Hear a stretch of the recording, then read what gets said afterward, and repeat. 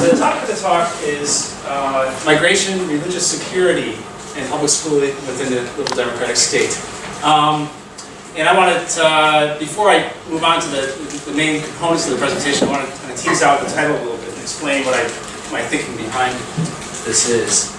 And so the presentation and the talk is really being led by this main question of to what degree might public schools play positive and supporting roles among migrant communities where religion provides a sense of security. To what degree might public schools play positive supporting roles among migrant communities where religion provides security? And so to tease that out a little bit, a few questions. One is, what do we mean by security here? How are we taking up the word security, or the idea of the concept of security? Secondly, what do we mean by positive and supporting roles? What do those roles look like? How can we define them, frame them? And the third, I think, very important question here is, what define the limitations that schools face in specifying and fulfilling those roles? And I think I'm going to leave that third question towards the synthesis of towards the end of the presentation. It's kind of, not quite ready to address that right off the bat. But let's start off with security. What do we mean by security here? There's two ways in which security is often taken up in educational studies. One, which works from the primary definition of the term, is just a state of being free from danger, or a state of being free from threat. Free from danger, free from threat would be the basic way in which we can take up the word security, the idea of security. The second has to do with security studies, which is now, I think probably one of it is the reigning paradigm within migration studies. You have to pay attention to security. Security paradigm, security apparatus, securitizing states, securitizing borders, etc., etc. And I think we are all pretty familiar with the story now. So securitization, security studies, looks at ways in which, or actions that groups take when they feel threatened by some existential other.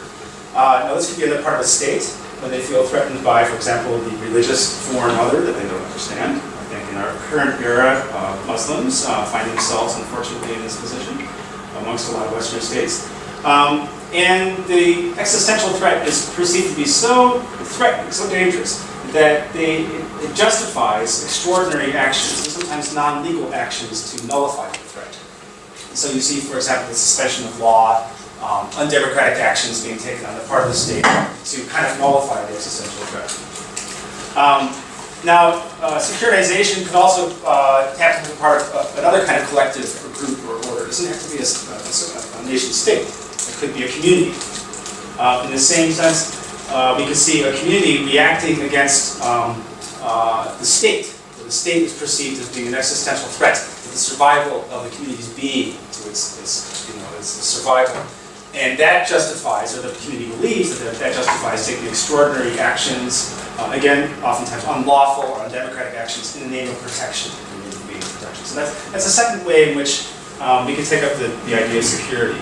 I'll probably be working mostly with the primary definition of security throughout the presentation today, but I think it'd be interesting, maybe in our discussions, we can take up that secondary operation of the term too.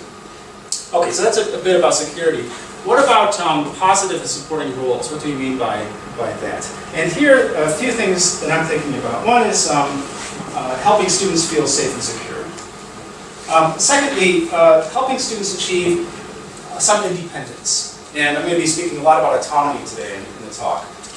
And I see one of the, at least implicit, if not explicit, roles within public schools within the liberal democratic state as helping students to achieve some autonomy, providing the conditions for autonomy and helping students achieve autonomy. So I think that also rolls its way into a positive and supporting role on the part of school staff. A third is helping students integrate into society. And I think that if we take this up in the sort of Deweyan sense of the school as being a microcosm of the larger macro society, then helping students integrate into the school as a means towards, or as one component of helping them integrate into the wider society. So those are three ways in which I'm taking up the idea of positive supporting roles. In terms of the organization of the presentation itself, I'm going to break it down into three parts. First is we're going to look at the normative context of the receiving state. It's the normative context of the host society for migrants coming in. Then I'll move into looking at the integration context. The first part of the discussion will be largely philosophical. I'm working a lot from the liberal tradition within political philosophy. The second part will be largely sociological. And here I'm looking particularly at theories of assimilation, theories of acculturation. The third part I'm going to attempt to synthesize into the normative context and integration context by looking specifically at schooling. And I have a brief illustration from some other studies that I've done with that. As a caveat, briefly, I just want to mention, I sort of feel compelled to mention, I really don't have a horse in this race. You know, when you do religious studies, particularly in academic areas, sometimes people ask, well, are you religious yourself? You know, are you advancing a particular religious cause here? No, I'm really taking this from a pretty detached and secularist point of view. I think what motivates my study is that I see religion as a very important component of the integration process amongst many, many migrant groups, and it's always been there historically. And unfortunately, it's rather marginalized, both within migration studies and also specifically within the sociology of migration. Religion hasn't played, I think, as important role as it should in examining how migrants actually integrate into hosting societies. And so that's really my main motivation here. Okay, so let's start off then looking at the normative context, and my apologies for the, I love this slide because I think the young girl here looks so, she has such an autonomous stance. But unfortunately, all the text is kind of buried in the image there. So I'll read it for you. This is an opening definition of how I'm picking up the term autonomy. I work a lot from the work of Ian McMullen, a political philosopher. Here, autonomy we can think of as the capacity for critical rational reflection regarding one's ethical beliefs and values, and the commitment to practice this reflection on an ongoing basis. Thanks. Can you still see it up? Do that. Kind of go closer to here. I can. Yeah. Let's try it out. So that's one working definition of autonomy. I know there's many in circulation, but this is, I think, a pretty good one to go with. The capacity for a critical rational reflection regarding one's ethical beliefs and values, and a commitment to practice this reflection on an ongoing basis. How is autonomy important within the liberal democratic society? Why is autonomy so important? Well, a few things we could say right off the bat here. One is as a critical component of individual freedom. Now, I think of autonomy as being a subset of freedom. I think freedom is a larger concept than autonomy, but autonomy is a component of freedom. So, autonomy relates to individual freedom. Secondly, is enabling delineation and critique of oppressive social conditions. Now, those oppressive social conditions could be from a dominant society, exerting itself, attempting to manage, to govern, to control a minority group. We think about minority in terms of access to power, relative degrees of power. But we're also thinking here about autonomy as exercised within the group, within the society. In other words, also preserving it within one's own cultural and religious community, particularly if it's different than dominant culture. So, ideally, autonomous agents, autonomous people, are enabled or grow to be able to critique oppressive social conditions from the dominant society as exerting from the outside, but also oppressive social conditions from within the cultural group in question. That could be a religious group, it could be an ethnic group, a national group in exile, all of those. All right. A bit more in terms of working our way through some thorny problems when we're dealing with the idea of autonomy. There's quite a bit of text here. I'll read it out, but I'll sort of try to explain it. And this is greatly summarized again too. It might be interpreted that if autonomy is understood as a form of rational freedom, then the criteria that determine our choices must themselves be freely chosen. And the choice making for that criteria must be based on some other criteria that are also freely chosen, and so on and so on. Ultimately, at some higher level, we must be then capable of selecting our values and principles, and if the appearance of free choice is to be more than just a facade. So this is basically what this is saying is that one of the problems that a lot of liberal thinkers come upon when we're writing about autonomy is this idea of radical choice.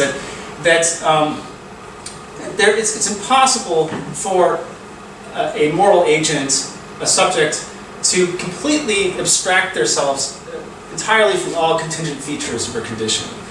There's not really a kind of free-floating autonomous agent that's not tied to some context of choice. That's really what this problem is about. And I think in my readings, most political philosophers find themselves with this dilemma and admit that there must be some irrational factors that are important components of the development of autonomy. And at this point then, many will turn to either the role of culture and or the role of religion as a context for at least provisional autonomy development. And this is a kind of starting point philosophically for where my thesis is going. So people are, at least in part, shaped by their upbringing and culture. And this is a necessary fact for autonomy. It's a necessary component of autonomy. Is it an endpoint? Not necessarily. But it's a necessary fact for the development of autonomy. So choice-making among values always presupposes some context in which some values and standards are held at least temporarily fixed. Bruce Ackerman, for example, takes this up as a primary cultural identity or a provisional identity. Other liberals, Amy Gutman will take it up in terms of culture. So there's variations of this, but they pretty much come down to the same point, that there's some primary context of choice making. I like the work of Bill Kinlicka a lot here, particularly his work on multicultural citizenship. And again, a sort of greatly summarized argument here, but his work on linking individual freedom to culture is really, really important to take note of. It's an important part of my book. I'm writing about. Here it is sort of broken down. The fundamental principles of liberalism, and the root word here being liberty, liberalism are principles of individual freedom. So liberalism grants people a wide freedom of choice in terms of how they lead their lives. So freedom involves making choices amongst various choice options. That's how we know we're free. Exercise our freedom through making choices. And cultural contexts provide individuals with meaningful choice options. And here's the link. It's through our cultural context that we know about meaningful choice options to exercise our freedom. So it follows then, in this argument at least, that cultures have some instrumental value and that they actually may promote the liberty of individuals. I didn't have it here, but I probably would insert a modal here and say may promote the liberty of individuals. I can imagine some cultures that don't do that, but at least they potentially can. So this is, within Kinlicka's work on multicultural citizenship, this has provided a rationale for cultural protection within culturally diverse and democratic societies. That you preserve cultural belonging in the name of individual freedom. In the name of individual freedom. So that individuals may have cultural choice contexts to actually exercise their freedom. I often think in terms of marriage practices, for instance. You know, when I decided to become married, I didn't. It never occurred to me to ask my parents' permission to marry the person that I wanted to marry, and I think we did it out of respect, but it wasn't a requirement, and I wouldn't have faced a great deal of ostracization from my family or my community if I hadn't made hadn't made that choice. But there are many other cultures where going to one's parents to seek permission to marry, and sometimes even the choice of one's spouse, is a really, really important decision to make, and it's part of meaningful choice options. And so I think what Kinlicka is getting at here is that we must provide that kind of base context for various different kinds of cultural selves to enact their freedoms. That's what it's, and there's other examples too. Funeral practices, I think, are another good way of thinking about this. So that's a primary or provisional link between individual freedom and culture. But then we must ask, well, are people bound by their culture? Does culture completely define who I am? Does it completely define all of my choices? And I think carrying forth with the liberal tradition here, Kim Licker writes that, well, no matter how confident we are about our ends at a particular moment, new circumstances, new conditions, new experiences may arise, often in unpredictable ways. We can't totally foresee how they're going to come about, that may cause us to reevaluate them. And we have to have this capacity to go stand back, examine our situation, and critically evaluate their cultural commitments. In other words, we have to have the capacity to be able to behave autonomously. So even perhaps the freedom to leave altogether. What I mean here is leave one's cultural group altogether. A bit of a balance here. That yes, culture is related to exercising one's freedom vis-a-vis choice, but also culture does not necessarily determine who you are, or absolutely determine who you are. So that's I think it's an important strand to keep note of. So how does religion come into the picture here? Where does religion come in? Well, I think we all probably could agree that for many groups, religion is inseparable from culture. For many groups, religion is inseparable from culture. For example, I can't imagine writing or talking about Tibetan culture without reference to Tibetan Buddhism.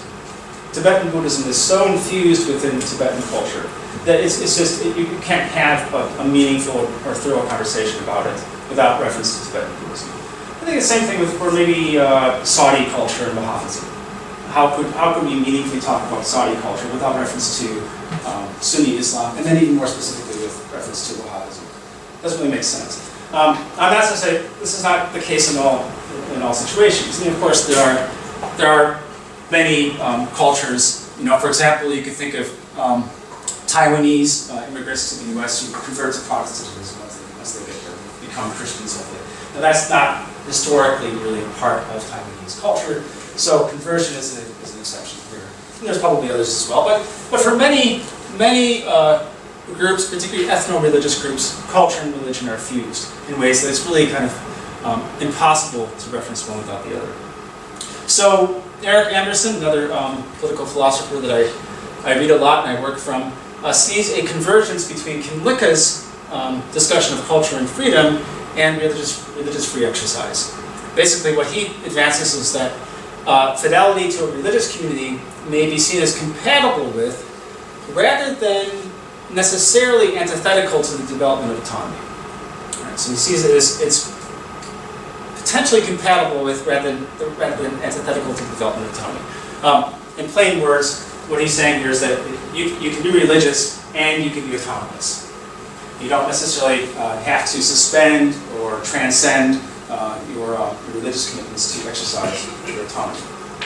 This is not easy, though, because preserving autonomy also means you preserve these critical components of autonomy, such as critical rationality, self-direction, within the context of religious belonging. So it's possible, doesn't necessarily mean it's easy, it's possible. Okay, so I want to switch gears here then and look a bit at the integration context, and move out of philosophy and talk a little bit about sociology, particularly the sociology of migration. And here, I'm particularly attracted to the ideas of Cortes and Rimbaud, and maybe some of you, if you're doing work in immigrant resettlement, or assimilation theories, you probably will run across these guys at some point. They are sort of at the forefront, I think, in sociological ideas about assimilation theory, and particularly this idea of segmented assimilation. So, what is segmented assimilation, and particularly what is selective acculturation? Well, selective acculturation is this basically a phenomenon where the first generation immigrant, first generation migrant, and what we can call the 1.5 generation. I don't know if you've heard this term before, 1.5 generation. They're kids who come over when they're maybe in adolescent years, 12, 11 to 14 years old, called the 1.5 generation. and the second generation, that is, children who are born within the host society, hold on to their cultural roots. Specifically, they hold on to the language. That's a big indicator. They also hold on to the religion, hold on to their cultural practices. They don't abandon them once they migrate. And in fact, that becomes a kind of cohesion, sort of glue that keeps the family together. So, in selective acculturation, the idea is that the first and the second generation, and then the 1.5ers, those kids in between, remain firmly within their ethnic communities. They maintain their old country language and customs, while at the same time acquiring the language and the customs of the majority culture, the hosting society. So it's kind of a balance of, and this is why we call it selective acculturation. There's components of the hosting society they take on. Most plainly, we'll see this in, for example, learning the majority language of the hosting society, whether it's French in France or English within English-speaking countries. Of course, they'll also adopt other kinds of survival practices that are related to the majority culture, things they need to be able to learn and do on a daily basis. But then retain those aspects of their mother country, mother culture that are very important to them. And children maintain them too, and that maintains a sort of sense of stability within the family. Stephen Warner writes a lot about the particular role that religion plays in selective acculturation. And specifically here, Warner, drawing from this idea of selective acculturation, stresses that migrant religions actually play a pretty central role in segmented assimilation. Where is this most clearly evident? I think that in the U.S. context, in some cases the U.S. context is sort of unique here, the role of the ethnic church. The role of the ethnic church within U.S. society.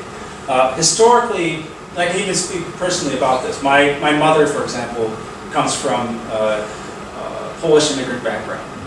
And for the first generation Poles in Chicago, which is where she grew up, the Polish church was the center of the community. The Catholic church, but particularly the Polish Catholic church, was the epicenter of the community. It wasn't only the place where you go for, Sunday Mass, it was also a place for building social capital. Not only social capital, but also even kind of cultural capital and human capital. Connections to jobs, connections to other kind of networks. So the church often serves as a sort of nexus point within newly migrated communities for a host of things, only some of which have actually to do with religion at all. A lot of times they're for building these kinds of capitals, social, cultural, people. So religion, and this has always been true, religion has historically played a material role in helping migrants integrate. And it's not only just, the Polish Catholic churches, you see this across the spectrum. Jewish synagogues will do this. Buddhist temples, to a degree, will do this. Though it's not as much as Protestant churches. I think the congregational aspect of Protestant churches naturally lends itself to building of these kinds of capitals. But we'll see this across different religious groups. I know it's very popular now, also amongst mosques, for resettling Muslim groups. Mosques will actually emulate, in certain ways, what the Protestant church has been doing all along. So the imam will take on new kinds of roles that they hadn't historically done at all. So from an institutional perspective, religion has always played a pretty solid role, a firm role in selective acculturation. Now, there's another side to this, Religion may also provide a system of beliefs and norms that could be antithetical to assimilation. Now, they could be antithetical to downward assimilation, which is a good thing, but they could also be oppressive themselves. So that's something to keep in mind. This work that Stephen Warner is writing about with respect to religion and selective acculturation reflects the general literature in terms of religion and migration studies, where we see basically two pillars. One is that religion is a system of meaning, provides many migrant communities with a kind of symbolic interpretation of their experience, national reinforcement of their identity, ritual reinforcement of their identity, sort of moral support of self-esteem. So this is the kind of subjective point of religion as a system of meaning that may be facilitative of integration. And I was just mentioning how religious institutions also have acted historically as social service agencies for migrants, providing material aid, economic opportunity, various kinds of capital, social, cultural, political, that kind of thing. But basically material support for migrant communities. I think that this is something I've been working a lot on in my work at Oxford, is the special case of religion and forced migration. I believe that religion and religiosity, you may actually see a heightening of religiosity amongst refugee communities. Why is that? Why is that the case? And I think we can look at it from both angles. One from a system of meaning angle, but also from an institutional angle. From the system of meaning angle, we know that religion is often a source of emotional and cognitive support. For example, a kind of narrative that provides hope and meaning when all their hope and meaning has been lost. And this is a very common narrative, in fact. Turning to God, turning to Allah, turning to Buddha, turning to some kind of transcendent reality in the face of hopelessness. Right? And it kind of makes sense. It sort of makes intuitive sense that people will do this.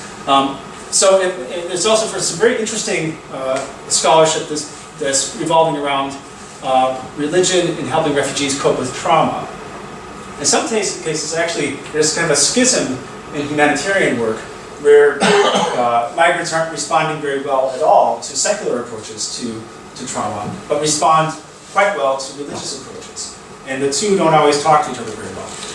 But so there's an interesting field there in itself. It may provide a source of resiliency for refugees. Religion may. And we know that historically, faith-based organizations have historically and continue to play a fundamental role in refugee resettlement.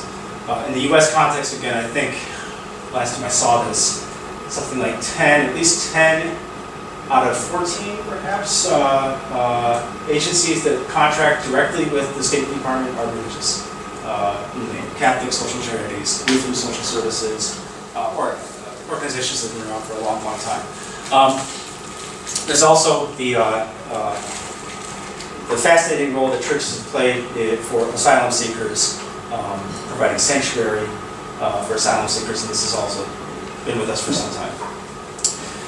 And religious institutions can do the same things that I was talking about earlier with respect to migrants, helping refugees integrate through the building of various kinds of capitals, social, cultural, human capitals.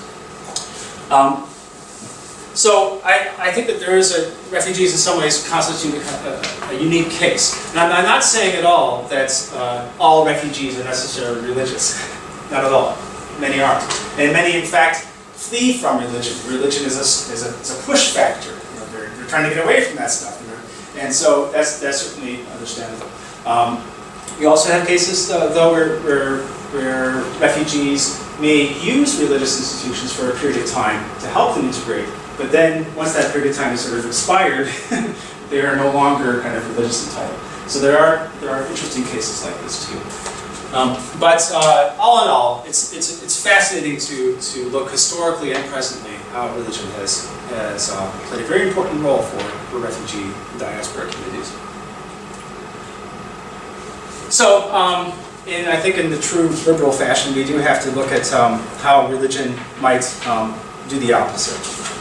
Are there cases where religion might actually impede integration, or is it countering forced integration? There's at least two ways we can think about this. One is a phenomenon of something called dissonant acculturation. I was thinking rather positively about acculturation before. Kind of acculturation is the mainstream of society. Acculturation into a segment of society that's at least potentially subject or potentially track towards upward social mobility. But we could see religion functioning oppositely. For example, in this case, youth, 1.5 generation or second generation, quickly shed the old country language and culture. For example, if they're from Mexico, quickly shed Spanish, speaking Spanish, any kind of cultural behaviors, norms having to do with Mexico. And parents simultaneously then begin to lose their capacity to communicate with their kids. Right? Can't speak the same language, have less and less to relate to culturally. And there's no reason why this can't also extend to religion. You can see this happening with religion as well. Perhaps, for example, the parents remain very religious, but the kids kind of, in branching out, don't. In the worst case scenario, they may actually defy parental authority and begin to associate with oppositional subcultures that themselves are prone to downward mobility. So put plainly, for example, 1.5 generation or second generation immigrant kids who begin to affiliate with gangs. The subculture they can identify with, they look like them, they provide a kind of system of support that for some reason they're not finding within their households. I can see a way in which religion may actually aggravate that. Of course, Kim Licka and others will write a lot about religion and its potential for repression of individual freedoms.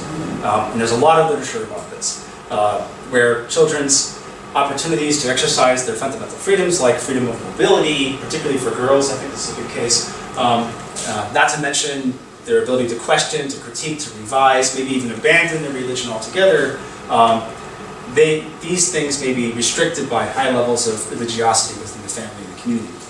And there are even scenarios where, precisely because of migration circumstances, there's a heightened sense of religiosity, which means we could actually see an exaggeration of these things.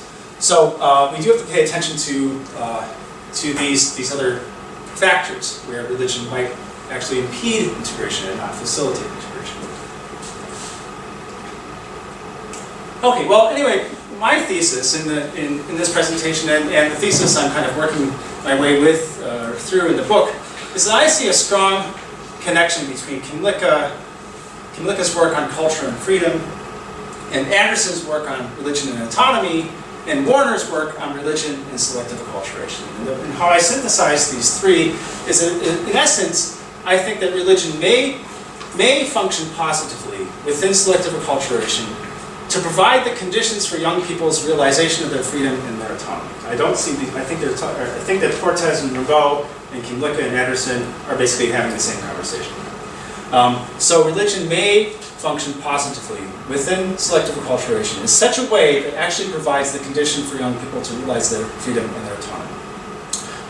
What can we draw from this? Some preliminary lessons or ideas. One is that rethinking our assumption that freedom and autonomy can only be realized through transcending or overcoming one's religion and culture. I must somehow transcend my socialization into a culture to become autonomous. That's been the sort of classical liberal view on this matter. The orthodox liberalism will say that somehow you have to transcend one's cultural socialization to realize autonomy. But I think that we can approach this differently. There's another angle on this. Secondly, looking at religion as a natural part of the integration process, not something separate from the integration processes. So bringing it back into the fold of the sociology of migration, but also looking at the process components of religion, in addition to the contents. I think there's a lot of preoccupation with the content of religion, and not enough, I think, with looking at religion as a process. The process it plays in acculturation, the process it plays in integration, regardless of the name of the religion itself, just as a system. Thirdly, I think that we can move past the examination of migrant religions, be them Muslim migrants or Buddhist migrants or Catholic migrants from Latin America, for example, and religiosity, exclusively through the lens of the normative and legal context of the hosting society. I think this is a limitation that I've seen within much of the liberal tradition, particularly on multiculturalism, is the sense in which this becomes the framework, the normative context, the legal context within which we kind of evaluate the assimilability of migrant groups. And it's a rather minimalist approach, I think, to examining religious migrants. I think that we can also expand our framework. We don't drop these things, but we can expand it to also looking at the natural way in which religion facilitates integration. So this is how I see some preliminary, at least points I see of synthesizing these three components. So let's move into finally the school context.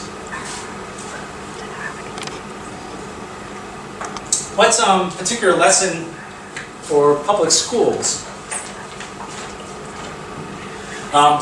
do we see in the democratic state? What particular lessons for public schools in the democratic state?